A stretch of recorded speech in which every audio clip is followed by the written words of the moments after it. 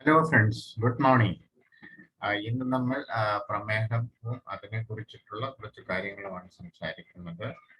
പ്രമേഹ രോഗികൾക്ക് ഉണ്ടാകുന്ന ചില പ്രയാസങ്ങളും ബുദ്ധിമുട്ടുകളും എങ്ങനെ തിരിച്ചറിയാം, എങ്ങനെ അതിനെ നമുക്ക് ഫലപ്രദമായിട്ട് നമുക്ക് മാനേജ് ചെയ്യാം, അത്തരം കാര്യങ്ങളാണ് ഇന്ന് നമ്മൾ സംസാരിക്കാൻ ഉദ്ദേശിക്കുന്നത്. പ്രമേഹ രോഗികളിൽ സാധാരണയായി കാണപ്പെടുന്ന പ്രമേഹ രോഗികളിലെ ധാരാളം ആളുകളും BP ഉള്ള ആളുകളായിരിക്കും, അതായത് ബ്ലഡ് പ്രഷർ ഉള്ള ആളുകളായിരിക്കും, അല്ലെങ്കിൽ ലിപ്പിഡ് ലെവല് ഹൈ ആയിട്ടുള്ള ആളുകളായിരിക്കും, അതായത് കൊളസ്ട്രോൾ ലെവല് കൂടുതലുള്ള ആളുകളായിരിക്കും. അപ്പൊ BPയും കൊളസ്ട്രോളും ഒക്കെ ഉള്ള ആളുകൾ ആണ് കൂടുതലും പ്രമേഹ രോഗികളായി കാണപ്പെടുന്നത്. തുടക്കത്തിൽ പ്രമേഹ രോഗികളിലെ BPയോ കൊളസ്ട്രോളോ കണ്ടില്ലെന്നിരിക്കാം, ചിലപ്പോൾ കൊളസ്ട്രോൾ മാത്രം ഉണ്ടായിരുന്നിരിക്കാം, ചിലപ്പോൾ BP മാത്രമായിരിക്കും ഉണ്ടാകുക എന്ന് വിചാരിച്ചിരിക്കാം. പക്ഷേ കാലക്രമേണ ഇത് കുറെ നാൾ കഴിയുമ്പോൾ ഇപ്പൊ നമ്മൾ ഏത് ട്രീറ്റ്മെന്റ് എടുക്കുകയാണെങ്കിലും, ഇന്ന് നിലവിൽ നമുക്ക് അവൈലബിൾ ആയിട്ടുള്ള ഏത് ട്രീറ്റ്മെന്റ് എടുക്കുകയാണെങ്കിലും നമ്മളുടെ ഭക്ഷണക്രമങ്ങളും നമ്മളുടെ ട്രീറ്റ്മെന്റിന്റെയും എല്ലാം ഭാഗമായിട്ട് നമ്മളുടെ ദിനചര്യകളിൽ ഉണ്ടാകുന്ന മാറ്റങ്ങളും എല്ലാം അനുസരിച്ച് ഇതെല്ലാം ഒരുമിച്ച് വന്നു ചേരാനുള്ള സാധ്യത വളരെ കൂടുതലാണ് പ്രമേഹ രോഗികളെ.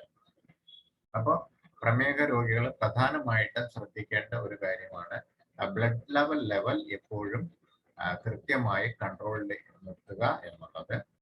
രണ്ടാമത്തെ കാര്യം ലിപ്പിഡ് ലെവൽ, അതായത് കൊളസ്ട്രോൾ ലെവൽ HDLും LDLും കൃത്യമാണോ എന്ന് പരിശോധിച്ച് അതിനെ നമ്മൾ കൃത്യമായി കൺട്രോൾ ചെയ്ത് കൊണ്ടുപോവുക എന്നുള്ളതും വളരെ പ്രധാനമായി ശ്രദ്ധിക്കേണ്ട ഒരു കാര്യമാണ്. പക്ഷെ പലപ്പോഴും പല പ്രമേഹ രോഗികളിലും പ്രമേഹത്തെ മാത്രം കോൺസെൻട്രേറ്റ് ചെയ്തു പോകുന്നതായിട്ട് കാണാം. കാരണം പ്രമേഹത്തെ അവര് കൃത്യമായിട്ട് അനലൈസ് ചെയ്യുകയും ചെക്ക് ചെയ്യുകയും ഒക്കെ ചെയ്യാറുണ്ട്, പക്ഷെ മറ്റു കാര്യങ്ങൾ അങ്ങനെ നോക്കാറില്ല.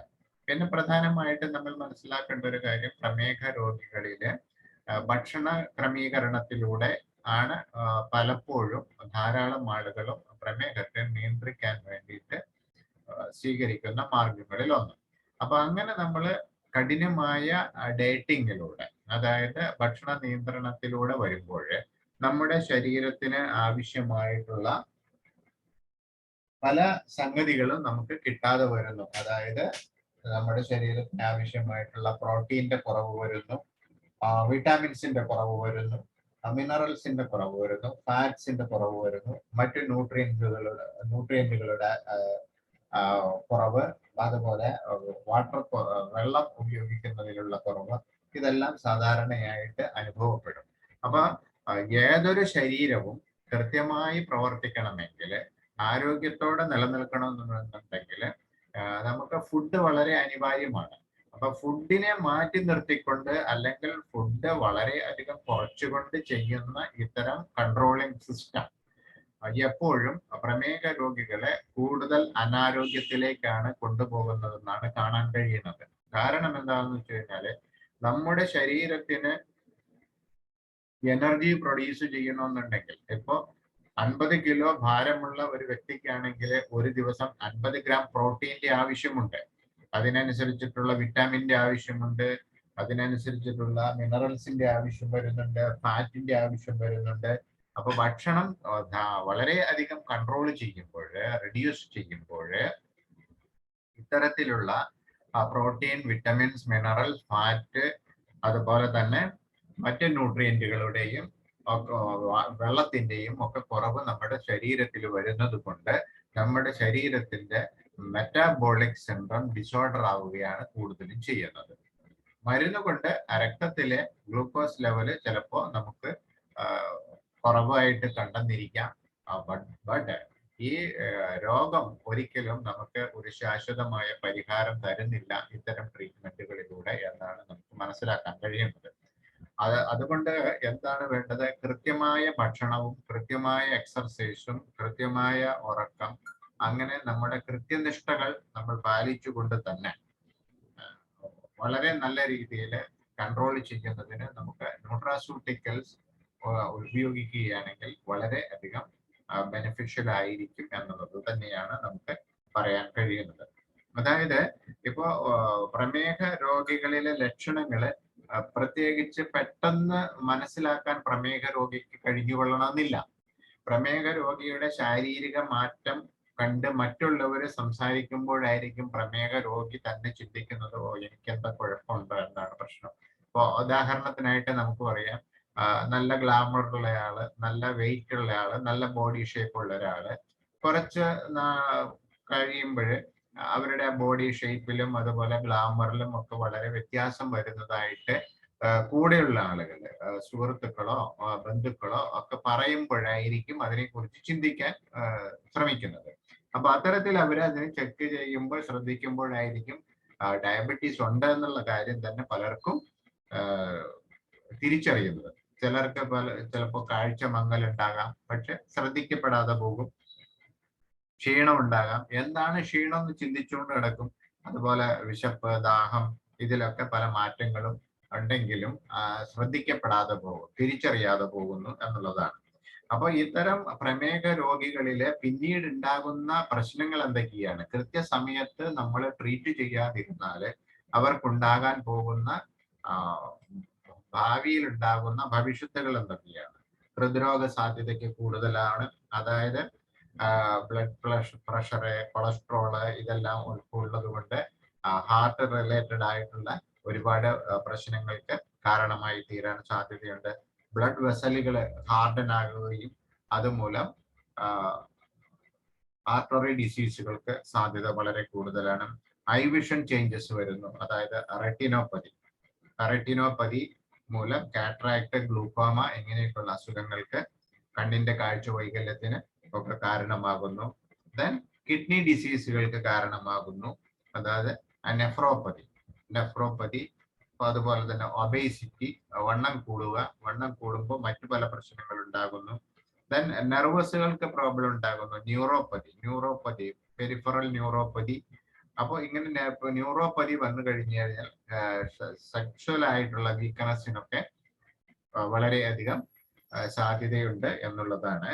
പിന്നെ മറ്റൊന്നാണ് ഫുഡ് ഡിസീസുകൾ, ഡയബറ്റിക് ഫുഡ് എന്ന് പറയും. ഡയബറ്റിക് ഫുഡ് അതായത് കാൽപാദങ്ങൾക്ക് വരുന്ന വേദന, അങ്ങനെയൊക്കെയുള്ള അസുഖങ്ങൾ, മുറിവുകളോ ചതവുകളോ സംഭവിച്ചു കഴിഞ്ഞാൽ അത് വ്രണങ്ങളായി മാറുന്ന സാഹചര്യങ്ങൾ ഒക്കെയാണ് അത്തരത്തിൽ കാണപ്പെടുന്നത്. അപ്പൊ എന്താണ് നമുക്ക് പരിഹരിക്കാൻ വേണ്ടിയിട്ട് നമ്മൾ ചെയ്യേണ്ട മാർഗങ്ങളെന്ന് നമ്മൾ ചോദിക്കുകയാണെങ്കിൽ, നമുക്ക് പെട്ടെന്ന് അതിനെ നമുക്ക് മനസ്സിലാക്കാൻ കഴിയുന്നത് എന്താണെന്ന് വെച്ച് കഴിഞ്ഞാല്, നമ്മൾ പെട്ടെന്ന് തിരിച്ചറിയാൻ ഒറ്റ വാക്കിൽ പറയുകയാണെങ്കിൽ എന്ത് ചെയ്യണം? ലൈഫ് സ്റ്റൈൽ മാനേജ് ചെയ്തേ പറ്റും. അതുപോലെ തന്നെ പുകവലിക്കുന്നവരോ മദ്യം കഴിക്കുന്നവരോ ആണെങ്കിൽ അത് കംപ്ലീറ്റ് നമ്മൾ ഒഴിവാക്കേണ്ടി വരും. അതുപോലെ തന്നെ വെയിറ്റ് മാനേജ് ചെയ്യേണ്ടി വരും. എപ്പോഴും നമുക്ക് വെയിറ്റ് ലോസോ അല്ലെങ്കിൽ വെയിറ്റ് ഓവറോ ആകാതെ നമ്മളുടെ ഉയരത്തിനനുസരിച്ചിട്ടുള്ള വെയിറ്റ് നമ്മൾ ബാലൻസ് ചെയ്ത് നിർത്തേണ്ടതായിട്ട് വരും. അതുപോലെ തന്നെ ഫോളോ ഹെൽത്തി ഈറ്റിംഗ് പ്ലാൻ, ഒരു ഹെൽത്തി ആയിട്ടുള്ള ഒരു ആഹാരക്രമം നമ്മൾ പ്ലാൻ ചെയ്യണം. അങ്ങനെ ഒരു ഹെൽത്തി ആയിട്ടുള്ള ആഹാരക്രമത്തിലൂടെ നമുക്ക് നമ്മളുടെ ആരോഗ്യസ്ഥിതിയെ നമുക്ക് നിലനിർത്താൻ സാധിക്കുകയുള്ളൂ. ദെൻ ഫിസിക്കലി ആക്ടിവിറ്റീസുകൾ ഉണ്ടായിരിക്കണം. അതായത് എക്സസ് കാർബോഹൈഡ്രേറ്റ്, എക്സസ് ആയിട്ട് നമ്മുടെ ബോഡിയിൽ വരുന്ന ഫാറ്റുകൾ ബേൺ ചെയ്തു പോകുന്നതിനുള്ള ആക്ടിവിറ്റീസ് നമുക്ക് ഉണ്ടായിരിക്കണം. Then control blood pressure and lipid level, blood ബിപിയും അതുപോലെ തന്നെ കൊളസ്ട്രോൾ ലെവലുകളും വളരെ കൃത്യമായിട്ട് മാനേജ് ചെയ്യണം എന്നുള്ളതാണ്. അതോടൊപ്പം തന്നെ നമ്മൾ ശ്രദ്ധിക്കേണ്ട ചില ടിപ്സുകൾ കൂടി ഞാൻ പറയാം. ഒരു 10 കീ പോയിന്റ്സുകളാണ് ഞാൻ പറയുന്നത് ഡയബറ്റീസിനെ മാനേജ് ചെയ്യുന്നതിന് വേണ്ടിയിട്ടുള്ള. അതിൽ ഒന്നാമത്തെ കാര്യം ബൂസ്റ്റ് യുവർ ന്യൂട്രീഷൻ എന്നുള്ളതാണ്. അപ്പൊ എങ്ങനെ, അതിൽ 10 കാര്യങ്ങൾ ഞാൻ പറയാം. ഒന്ന്, ബൂസ്റ്റ് യുവർ ന്യൂട്രീഷൻ രണ്ട് ഹോർമോൺസുകൾ നമ്മൾ റെഗുലേറ്റ് ചെയ്യണം. നമ്മളുടെ ശരീരത്തിന്റെ ഇൻഫ്ലമേഷൻസുകൾ നമ്മൾ റെഡ്യൂസ് ചെയ്യേണ്ടതായിട്ട് വരും. നാലാമതായിട്ട് നമ്മുടെ ഡൈജഷൻ ഇംപ്രൂവ് ചെയ്യണം. നമ്മൾ പ്രോപ്പർ ആയിട്ടുള്ള ഡൈജഷൻ, പലപ്പോഴും പ്രമേഹ രോഗികളിൽ പ്രോപ്പർ ആയിട്ടുള്ള ഡൈജഷൻ ഇല്ലാതെ വരുന്നതായിട്ട് നമുക്ക് മനസ്സിലാക്കാൻ കഴിയുന്നുണ്ട്. പിന്നെ ഡീടോക്സിഫിക്കേഷൻ മാക്സിമൈസ് ചെയ്യണം. അതായത് നമ്മുടെ ഇന്നർ ബോഡിയിൽ ഉണ്ടാകുന്ന മാലിന്യങ്ങൾ വെളിയിൽ പോകുന്നതിന്, ഇപ്പൊ യൂറിനായിട്ടും വിയർപ്പായിട്ടും സ്റ്റൂളായിട്ടും ഒക്കെയാണ് നമ്മുടെ ബോഡിയിൽ അടിയുന്ന ടോക്സിക് ആയിട്ടുള്ള കാര്യങ്ങൾ വെളിയിൽ പോകുന്നത്. അപ്പൊ ഈ ടോക്സിൻസ് വെളിയിൽ പോകുന്നതിന് വേണ്ടിയിട്ടുള്ള ഡീടോക്സിഫിക്കേഷൻ നമ്മൾ ശരിയായി രീതിയിൽ ചെയ്യണം. അതുകൂടാതെ നമ്മുടെ എനർജി മെറ്റാബോളിസം എൻഹാൻസ് ചെയ്യണം. എനർജി മെറ്റാബോളിസം അതായത് നമുക്ക് എപ്പോഴും ഈ എന്താണ് പ്രമേഹ രോഗികൾ മിക്കപ്പോഴും ഉറക്കം തൂങ്ങിയിരിക്കുക, അല്ലെങ്കിൽ വളരെ ക്ഷീണിതനായിട്ടിരിക്കുക, ടയർഡായിട്ടിരിക്കുക എന്നൊക്കെ നമുക്ക് കാണാൻ കഴിയും. അപ്പൊ അങ്ങനെ വരുന്നത് അവരുടെ ശരീരത്തിലെ പ്രോട്ടീൻ, വിറ്റമിൻസ്, മിനറൽസ്, ഫാറ്റുകളുടെ ഡെഫിഷ്യൻസി കൊണ്ടാണ്. മെറ്റാബോളിസം കറക്റ്റ് ആയിട്ട് നടക്കാത്തതുകൊണ്ട് എനർജി പ്രൊഡക്ഷൻ കുറയുന്നത് കൊണ്ടാണ് ബോഡിക്ക് ഈ ടയർഡ്നെസ് ഉണ്ടാകുന്നത്, അതായത് ഈ ആലസ്യം ഉണ്ടാകുന്നത്. അത് വരാതിരിക്കാൻ വേണ്ടിയിട്ട് എനർജി മെറ്റാബോളിസം എൻഹാൻസ് ചെയ്യണം. അതുപോലെ മൈൻഡ് വളരെ സ്മൂത്ത് ആയിരിക്കണം. മൈൻഡ് അതായത് ആൻസൈറ്റി, ഡിപ്രഷൻ, സ്ട്രെസ് ഇവയൊന്നും ഇല്ലാത്തൊരവസ്ഥ ഉണ്ടായിരിക്കേണ്ടത് വളരെ അത്യാവശ്യമാണ്. പിന്നെ നമുക്ക് അതൊക്കെ ഉണ്ടാക്കിയെടുക്കാൻ വേണ്ടിയിട്ട് യോഗ, എക്സർസൈസ്, മെഡിറ്റേഷൻ ഇതൊക്കെ അതിന് ഫലപ്രദമാണ്. ദെൻ ശരിയായി കൃത്യമായിട്ടുള്ള ഉറക്കം വളരെ അനിവാര്യമാണ്. ദെൻ യൂസ് റൈറ്റ് മെഡിക്കേഷൻ, അതായത് ശരിയായ ട്രീറ്റ്മെന്റ്, മെഡിക്കേഷൻ എടുക്കുക എന്നുള്ളതാണ്. അപ്പൊ ഇങ്ങനെ 10 കാര്യങ്ങൾ നമ്മൾ വളരെ ശ്രദ്ധിച്ച് ചെയ്താല് നമുക്ക് ഈ പറഞ്ഞ രോഗത്തെ നമുക്ക് വളരെ കൺട്രോൾ ചെയ്യാൻ സാധിക്കും, വളരെ മാനേജ് ചെയ്യാൻ സാധിക്കും. ഡയബറ്റീസ് മൂലം ഫ്യൂച്ചറിൽ ഉണ്ടാകുന്ന വളരെ അധികം പ്രശ്നങ്ങളെ നമുക്ക് ഒഴിവാക്കാനായിട്ട് സാധിക്കും. അത് എന്തൊക്കെയാണ്? ഒന്നാമത് BP, കൊളസ്ട്രോൾ മൂലം ഉണ്ടാകുന്ന ഹൃദ്രോഗ സാധ്യതകള്, ബ്ലഡ് വെസൽ ഹാർഡൻ, അതുപോലെ തന്നെ retinopathy, cataract, glaucoma, neuropathy, nephropathy, stroke, അതുപോലെ തന്നെ സെക്ഷൽ വീക്ക്നെസ്, ഇതെല്ലാം നമുക്ക് ഒഴിവാക്കാനായിട്ട് ഈ പറഞ്ഞ രീതിയിൽ നമ്മൾ ശ്രദ്ധിച്ചാൽ നമുക്ക് സാധിക്കുന്നതാണ്. പ്രമേഹ രോഗികളില് പിന്നെ കണ്ടുവരുന്ന പ്രധാനമായിട്ടുള്ള സിംറ്റങ്ങൾ എന്തൊക്കെയാണ്, ലക്ഷണങ്ങൾ എന്തൊക്കെയാണ്? ഒന്ന്, അമിതമായ വിശപ്പ് തോന്നാം, മറവി ഉണ്ടാകാം, ദേഷ്യം ഉണ്ടാകുന്നു. പ്രമേഹ രോഗികളിൽ സാധാരണയായിട്ട് പലപ്പോഴും പ്രമേഹ രോഗികൾ പെട്ടെന്ന് ദേഷ്യപ്പെടുന്ന ഒരു സ്വഭാവക്കാരായിട്ട് മാറുന്നുണ്ട്, മറവിയുള്ള സ്വഭാവക്കാരായിട്ട് മാറുന്നുണ്ട്, ലൈംഗിക ശേഷി കുറവുകൾ വരുന്നുണ്ട്, തളർച്ച, ഉറക്കമില്ലായ്മ, മാനസിക സംഘർഷം, മുറിവുകൾ ഉണങ്ങാതിരിക്കുക, സ്പർശനശേഷി ഇല്ലാതെയാവുക, അതുപോലെ തന്നെ അമിതമായ ദാഹം, ഭാരക്കുറവ്, കാഴ്ച മങ്ങുക, ഇങ്ങനെ മനസ്സിൽ വേദന പോലെ തോന്നുക, അതുപോലെ തന്നെ മസിലുകൾ കോച്ചിപ്പിടിക്കുക, മരവിപ്പ്, പല ഭാഗങ്ങളിലും ശരീരത്തിൽ ഇതൊക്കെ സംഭവിക്കാം. അതൊക്കെ ലക്ഷണങ്ങളായിട്ട് കാണുന്നതാണ്. എല്ലാം ഒരുമിച്ച് വരില്ല. ഇത് ഏത് ശരീരത്തിലെ ഏത് ഭാഗത്താണോ കൂടുതൽ വീക്ക്നെസ് ഉള്ളത് ആ ഭാഗങ്ങളായിരിക്കും പെട്ടെന്ന് ഇതിനെയൊക്കെ ഡിറ്റക്ട് ചെയ്യുക. അവിടെയൊക്കെ ആയിരിക്കും പെട്ടെന്ന് പ്രശ്നങ്ങളായിട്ട് നമുക്ക് തോന്നുകയും കാണുകയും ഒക്കെ ചെയ്യുന്നത്. അപ്പൊ ഇത് ഒക്കെ നമുക്ക് കൺട്രോൾ ചെയ്യണമെന്നുണ്ടെങ്കിൽ ഇന്ന് നമുക്ക് കിട്ടുന്ന മാർക്കറ്റിൽ കിട്ടുന്ന ട്രീറ്റ്മെന്റുകളൊക്കെ നമുക്കറിയാം. അപ്പോൾ ഈ ട്രീറ്റ്മെന്റുകളൊന്നും ഫലപ്രദമല്ല എന്ന് നമുക്ക് ഏറെക്കുറെ നമ്മൾ അതിനെ കുറിച്ചിട്ട് നമ്മളൊരു നിരീക്ഷണം നടത്തിയാൽ നമുക്ക് മനസ്സിലാക്കാനായിട്ട് സാധിക്കുന്നതാണ്. കാരണം ധാരാളം ഹോസ്പിറ്റലുകളും ഡോക്ടേഴ്സും ട്രീറ്റ്മെന്റുകളും എല്ലാം ഉണ്ടായിട്ടും ദിനം പ്രതി പ്രമേഹ രോഗികളുടെ എണ്ണം വർദ്ധിച്ചുകൊണ്ടേയിരിക്കുന്നു എന്നുള്ളതാണ്. ആ പ്രമേഹ രോഗികൾ പിന്നീട് ഹൃദ്രോഗികളായിട്ട് മാറുന്നു, പിന്നീട് നേത്രരോഗികളായിട്ട് മാറുന്നു, പിന്നീട് അവർക്ക് നെഫ്രോപ്പതി, പെരിഫറൽ നെഫ്രോപ്പതി എല്ലാം ന്യൂറോപ്പതിയും പെരിഫറൽ ന്യൂറോപ്പതിയും ഒക്കെ ആയിട്ട് മാറുന്നു. സ്ട്രോക്കിന് സാധ്യത കൂട്ടുന്നു. ഇത്തരം രോഗങ്ങളെല്ലാം പ്രമേഹ രോഗികളിൽ കാത്തിരിക്കുന്ന ഭാവിയിലെ ഭവിഷ്യത്തുകളാണ് എന്നുള്ളത് മനസ്സിലാക്കി പ്രമേഹ രോഗി പ്രമേഹത്തെ നിയന്ത്രിക്കേണ്ടതും അനിവാര്യമായ ട്രീറ്റ്മെന്റ് എടുക്കേണ്ടതുമാണ്.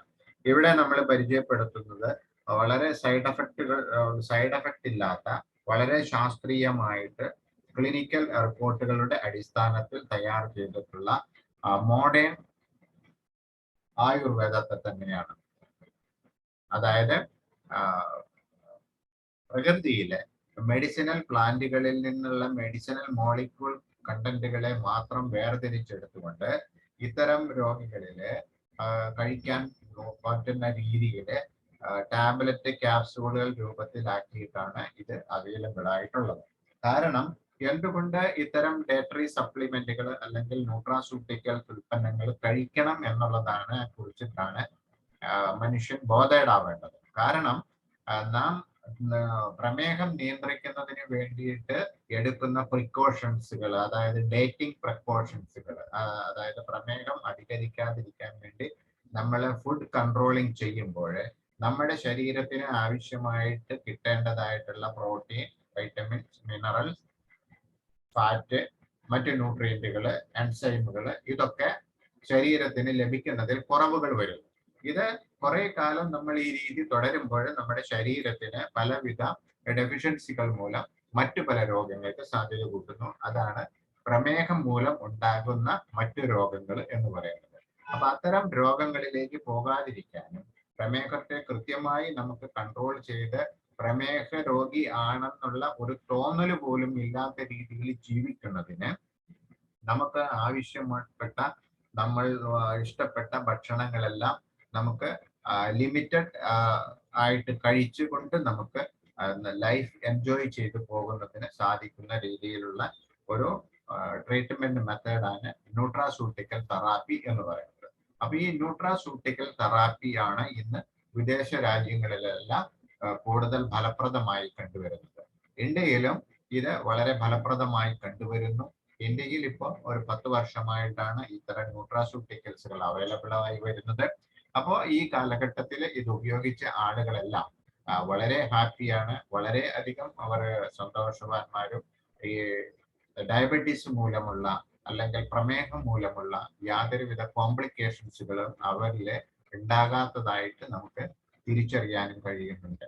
അപ്പൊ അതുകൊണ്ട് തന്നെ ഇത്തരം ഉൽപ്പന്നങ്ങൾ ഉപയോഗിച്ച് ശാശ്വതമായ ഒരു പരിഹാരത്തിലൂടെ നമുക്ക് റെസ്റ്റ് ഓഫ് ദ ലൈഫ്, അതായത് ഇപ്പൊ 50 വയസ്സും 40 വയസ്സിലും 35 വയസ്സിലും ഒക്കെ പ്രമേഹം ബാധിച്ച ആളുകളെ നമുക്ക് കാണാം.